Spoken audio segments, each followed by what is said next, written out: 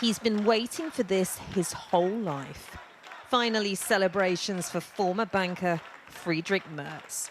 He knows he's almost certainly going to be Germany's next chancellor after his conservative bloc won the most votes in the election.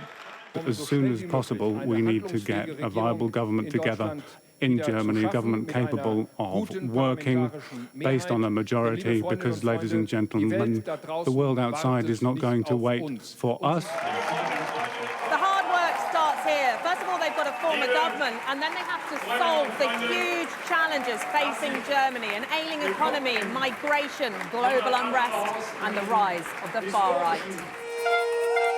That last threat was on these protesters' minds even before negotiations for the next government properly began. Outside the far-right AfD election party, supporters and opponents clashed. Some terrified that a long-standing taboo would be broken, meaning the far right could share power. I think they will grow, but I'm really afraid. So I did appointments for passports so we could leave if we need to. Because I'm really afraid because of my son. He's disabled, as I mentioned, and I'm massively afraid of how worse it will be. But inside, the AfD was celebrating a night of historic results. The first far-right party to come second since World War II. Their leader underlining their willingness and hinting at their right to help rule. We have doubled our votes.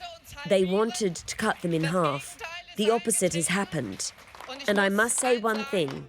Our hand will always remain outstretched for participation in government, to implement the will of the people, the will of Germany. We are ready to participate in government.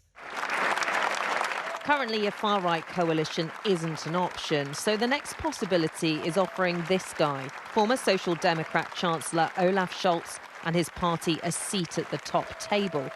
But Scholz quickly ruled himself out of any deal as he and his SPD supporters absorbed their bitter defeat.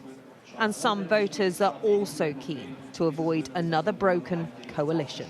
I'm pessimistic right now, because of the situation that we will not have clarity. We will again go into a coalition, and again we're going to have half-hearted decisions.